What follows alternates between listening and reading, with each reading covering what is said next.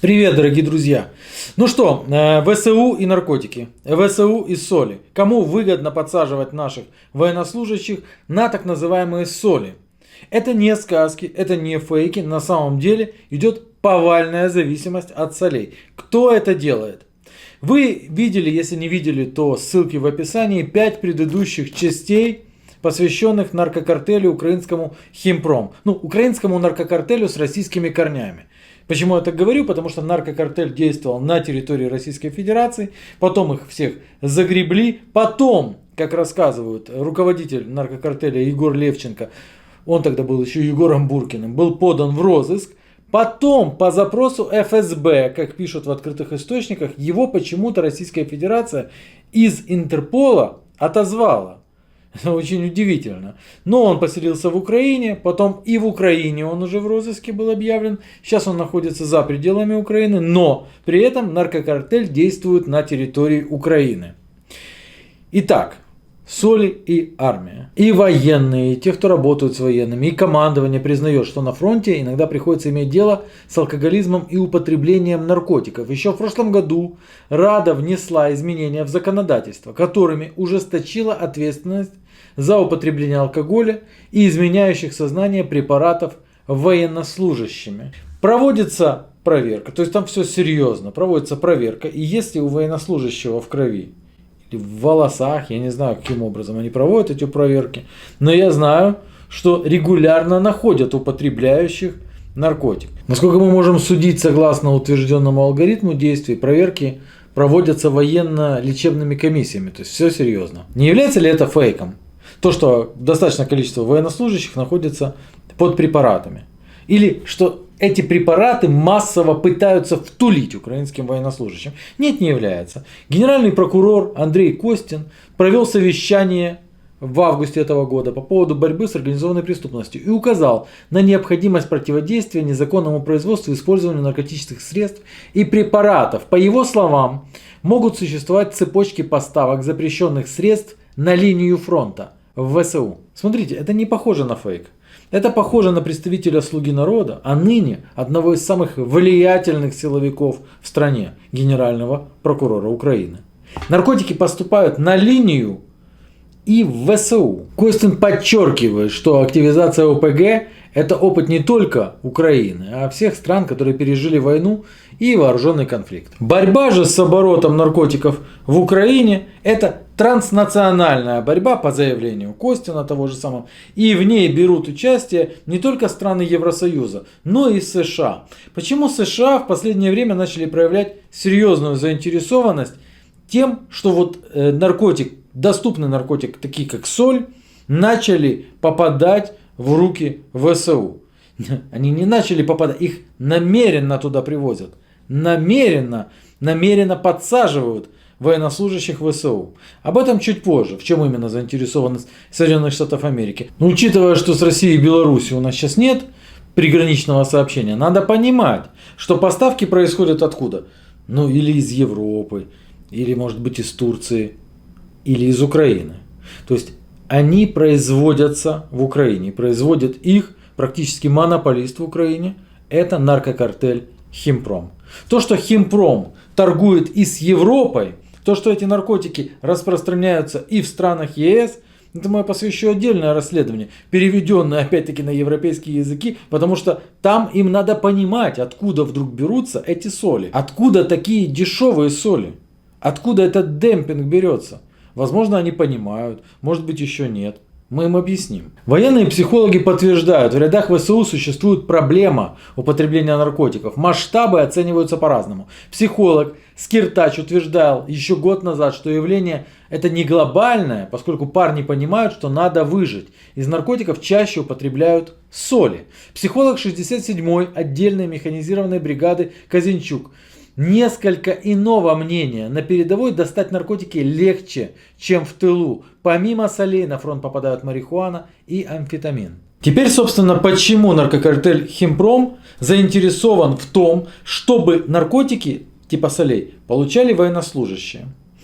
Военнослужащие на передке получают солидное денежное вознаграждение.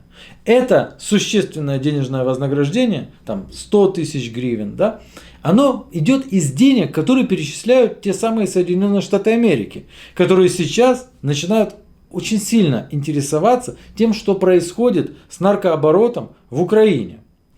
Военнослужащие покупают эти соли и потребляют их. Ну, теперь, собственно, что такое эти соли? Синтетический наркотик, который вызывает моментальное привыкание, буквально 2 употребления, и человек уже наркоман. Ты заправляешься, да? Его мозг, там сильнейшая психическая зависимость начинается. Даже не физиологическая, а психическая. Мозг обязывает тело повторить. Почему? Одна составляющая мефедрон. Вы можете посмотреть, в YouTube есть масса интереснейших научно-популярных программ, где объясняют действие мефедрона. Что вызывает мефедрон? Вызывает выделение серотонина, того самого гормона счастья. Серотонин выделяется не так, как он выделяется у нормального человека. Когда нормальный человек покупает себе вкусную еду, там где-нибудь обедает реально, смотрит на красивую картину, у него постоянно мозг отдает распоряжение на выделение этого серотонина. По капельке, понемножку. Человек занимается сексом, выделяется серотонин. Человек прокатился на красивой машине, выделяется серотонин. Поцеловал кого-то, серотонин. И так далее. Смотрит футбольный матч, даже тогда его команда забивает. А здесь человек употребляет это дерьмо, и серотонин выделяется в 100-кратном размере. В 1000-кратном размере. И человек на самом деле испытывает эйфорию, которую он не может испытать в реальной жизни, но длится это 2 часа. Какая завита! Жесть какая! После этого человек хочет повторить. И действие уже не такое яркое. На 3-й, на 4-й, на 5-й раз человек не может догнать то ощущение. Почему? Потому что мозг видит, что что-то происходит не так и начинает блокировать. Рецепторы уже не реагируют на выделение серотонина. А теперь представьте, человек прекращает получать то счастье, которое он получал раньше, без наркотика. Все. Организм запутался. Мозг не знает, как выделять этот серотонин, потому что, по сути, копилка пуста. И человек уже не получает удовольствия от того, что он получал ранее. У него осталось одно удовольствие – наркота. Но наркота перестает действовать, и он повышает дозу. А повышение дозы – это именно то, что и нужно химпрому, его руководителю Егору Левченко. Это именно то, что и нужно. Повышение дозы, подсаживание все новых и новых людей, у которых также будет повышаться доза. Первоначально, идея была какая? Дешевый наркотик, поэтому подсаживались там малолетки, к сожалению, подростки. Когда вы слышите о том, что вдруг началась какая-то волна самоубийств у подростков, и вам рассказывают, вот вернулся синий кит и так далее. Но мало кто, я внимательно слежу, мало кто пишет о том, что просто соли появились в жизнях этих подростков. И когда применение уже не вызывает того эффекта, наступает жесточайшая депрессия. И из этой депрессии зачастую выходят в окно. А теперь представим, что все то же самое, но только у бойца, у которого в руках оружие, которое находится на передке, где не действуют практически никакие законы, и которому угрожает смерть со стороны врага. Он принимает, получает эту эйфорию. Да? Когда рассказывают о том, что оно снижает порог страха, это ложь. Потому что такое действие происходит, может, в первые 2 часа. Но страх – это нормально. Когда у военнослужащего ВСУ нет страха, знаете, давайте другой пример приведу. Вот когда-то были такие мясные атаки, и некоторые со стороны ВСУ удивлялись, что с ним, почему они идут вот так. Как в фильмах, в полный рост, как будто у них 2-3 жизни. Дело в том, что есть предположение, что вот именно вот это оно и есть. И когда человек идет в атаку, без страха, в эйфории, он ловит пулю. Если же человек выживает, вдумайтесь, военнослужащий ВСУ, ему надо повторить, подсаживаются моментально на эти соли. И, конечно же, командование, я смею предположить, что без командования это не обходится. Командование частей, имею в виду, подвозят им эти соли. Покупают, у тебя же есть деньги. Что происходит с боеспособностью подразделений, где повально все употребляют соли? Как вы думаете? Мне кажется, что эта задумка не просто химпрома. Мне кажется, куда-то дальше надо смотреть, кто это все придумал. Передо мной грамоты и благодарности. которыми награждают командиры военных частей украинских. Вот смотрите, Главное управление разведки благодарит. Вот здесь Свято-Вознесенский мужской монастырь, ну, может быть, он помог скрасить их серые будни. Вот здесь вот, к примеру, игуменья Аполлинария благодарит. Но игуменья это такое. Вот интересно, Министерство обороны, командование Национального военного медицинского клинического центра благодарит. Начальник этого клинического центра генерал-майор Казмирчук. Думаете, генерал-майор Казмирчук не знает, с кем он имеет дело и кого он благодарит? Интересно, за что? Мне крайне интересно узнать, за что командир 98-го батальона ТРО Азов Кудряшов Родион благодарит наркобарона. Очень интересно, за что наркобарона благодарит командир отдельного полка специального назначения Азов майор Соболевский. А вот командование военной части А-3449, к примеру. Ну и многие другие. Они благодарят наркобарона. Соли на передке откуда-то берутся. Соли в Украине производит монополист. Химпром, наркокартель. Руководитель наркокартеля получает благодарности от командования военных частей. При этом параллельно, как будто бы параллельно, генеральный прокурор говорит о том, что в ВСУ большие проблемы с наркотиками. Интересно. Интересно, да? Ну а теперь самое интересное. Представьте, определенное воинское подразделение идет в бой. Перед боем снабжается солями. Принимают соли, идут в бой. Часть подразделения гибнет, часть получает ранение, часть остается в живых. Если кто-то из них будет освидетельствован, тот, кто остался в живых, или тот, кто ранен, а это вполне возможно, при нахождении у него в организме наркотического вещества, по закону он будет лишен боевых. Это экономно. Но самое главное, с погибшими.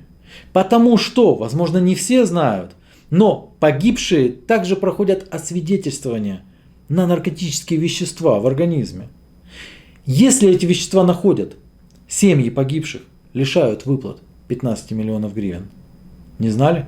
Законом, статья 15, предусмотрена единоразовая денежная помощь в размере 15 миллионов гривен родственникам и иждивенцам. Сейчас она, правда, не совсем единоразовая, там 20% выплачивается, остальное в течение 40 месяцев. Тот же закон, статья 16.4, предусматривает основания, из-за которых единоразовая помощь не выплачивается, в том числе, если смерть, ранение, болезнь, инвалидность или частичная утрата работоспособности наступили по причине совершения действий в состоянии алкогольного, наркотического или токсического опьянения. На этот же пункт ссылается и приказ Минобороны Украины, определяющий порядок выплат и исключения, при которых в них будет отказано. Для установления причин и обстоятельств смерти проводится судебно-медицинская экспертиза. Возможно, вы скажете, подождите, он же умер от пули вражеской, не из-за употребления солей, которые ему привезли туда представители Химпрома Егора Левченко. Я скажу нет. И закон скажет нет. Приказ предусматривает, что даже если причины смерти от внешнего воздействия в результате боевых действий очевидны, у жертв обязательно собирают материал для судебно-иммунологического и возможного молекулярно-генетического исследования. В исключительных случаях может быть назначено даже вскрытие трупа. Соответственно, если в ходе этой проверки у погибшего в крови в организме будет обнаружено наркотическое вещество, выплат 15 миллионов гривен семья не получает. Расскажите об этом всем. Ну вот теперь представьте, существует какое-то громадское объединение, которое по договоренности с отдельными командирами ВСУ снабжает ВСУ солями. После этого, если ВСУшники гибнут или получают ранения, их на абсолютно законных основаниях лишают выплат. И лишают выплат их семей. Да это же просто супер послабление для бюджета. Поняли? На ситуацию обратили внимание в ЕС. The Guardian пишет, что ЕС создает европейскую систему оповещения о наркотиках для оперативного информирования национальных властей и потребителей наркотиков о новых опасных веществах. Будет укреплено сотрудничество между европейскими портами для расширения обмена оперативной информацией. Меры принимаются в связи с тем, что согласно статистике 50% всех убийств в ЕС в настоящее время связаны с наркотиками. Причем все большую обеспокоенность вызывают синтетические наркотики наркотики и кокаин. В ответ на растущую угрозу ЕС планирует сотрудничать со странами Латинской и Центральной Америки. В частности, сейчас идут переговоры о заключении соглашений с рядом стран: Эквадор, Бразилия, Боливия, Перу, Мексика об обмене персональными данными с Европолом. ЕС также сотрудничает с США в рамках инициатив по борьбе с синтетическими наркотиками. Мексика — это именно то место, где находится глава наркокартеля Химпром. Просто украинское государство не очень хочет его получать. По моей информации, они даже в Интерпол не подали на розыск опаснейшего преступника. США. Интерес США. По сути, деньги США уходят на соли, ибо военнослужащие тратят деньги, которые в чистом виде платят налогоплательщики Соединенных Штатов Америки, для того, чтобы происходили такие существенные выплаты ВСУшникам. И они тратят эти деньги на наркотики. Мало того, что это, скажем, к победам не приводит, но и помимо этого выкашивается целое поколение. США, может быть, и плевать было бы на это поколение, но тут замешаны деньги американских налогоплательщиков. А ввиду того, что наркокартель из Украины начинает слишком активно действовать в ЕС, распространяя синтетику уже и там, я думаю, вмешательство США чуть-чуть поможет поставить кое-кого на место. Вы увидите, через какое-то время, вот те, которые сегодня не замечают деятельность наркокартеля украинского, они начнут говорить: да, точно есть такое, начнутся расследования и так далее. Сегодня они все молчат. Не молчите хоть вы. Доносите эту информацию до тех, кто воюет, до их родственников. Не вступайте в это дерьмо. Не начинайте употреблять наркотики. Туда есть вход, выхода оттуда нет. Ждите следующую часть. Пока.